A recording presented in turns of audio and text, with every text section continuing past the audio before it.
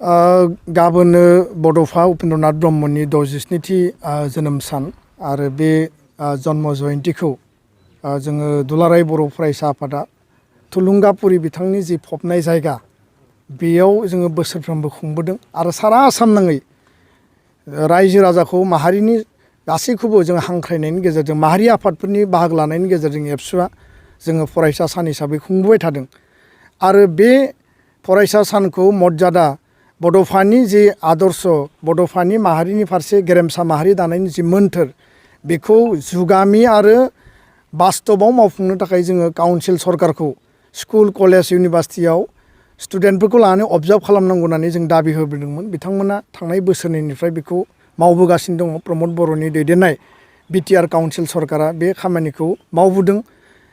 नाथाय आसाम सरकारा गोलाव समनिफ्राय जों दाबिसेयावबो बिथांमोना बे स्टेटासखौ होआखैमोन।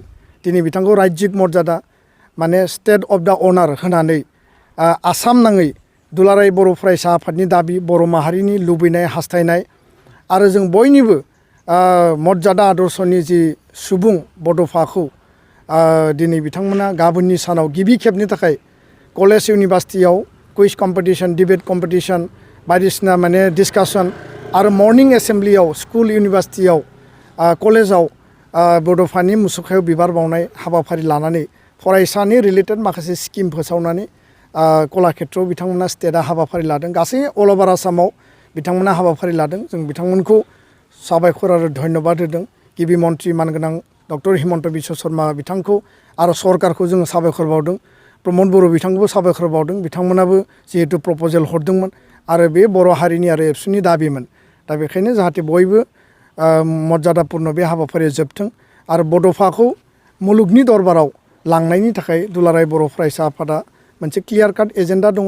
जेरैबायदि लाचित बरफुकनआ 400 बोसोरनि सिगां जोनोम जादोंमोन, नाथाय दिनै लाचित बरफुकनखौ 400 बोसोर जन्म जयन्ती खुंदों। नेसनेल लेभेलाव इन्टारनेसनेल लेभेलाव आसाम सरकारा लांनो नागिरदों। बड'फाखौनो बेबायदि नेसनेल इन्टारनेसनेल लेभेलाव जों लांनांगोन।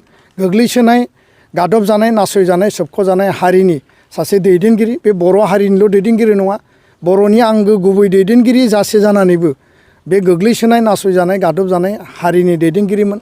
सारा नर्थ इस्टनि जायफोर माने डिप्राइभ जायफोर माने डिसक्रिमिनेसन खालामजानाय बिनि दैदेनगिरिमोन आरो बेखायनो बयबो बड'फाखौ बजबनानै बिथांनि लिभ एन्ड लेट लिभ आरो लोगोसेनो माने unity four struggle Bodos of द वर्ल्ड इउनाइट बे पपुलार स्ल'गानफ्रा बिखा बिख्लोआव जेब्लाबो जुगामियै जायगा लानांगोन आरो माहारिनि दैदेनगिरिफोरखौ नेसनेल लिडारफोरखौ जाय हारिया जाय सुबुंफोरा अनार होनो रोङा सिबिनो रोङा बे हारिया जेब्लाबो लामा आन्दायनाङो। जों बेखौ जेब्लाबो गोथौयै फोथायो बिसास खालामो। बेखायनो हारिनि दैदेनगिरिफ्रा नेसनेल लिडारफ्रा बड'फायानो होन बालिराम बर'आनो होन सोमब्ला बसुमतारियानो होन जायफोर दङ खुनु कारनाव जाहाथे बिथांमोना एक बिन्दोबो जाहाथे रावजोंबो नासयजाया बेखौ जोङो जेब्लाबो रिमाइन्ड खालामगोन आरो बिनि थाखाय जोङो स्ट्रिक्ट मोनसे अबजारभेसन नोजोरखौ जों लाखिगोन। गोजोन्थों।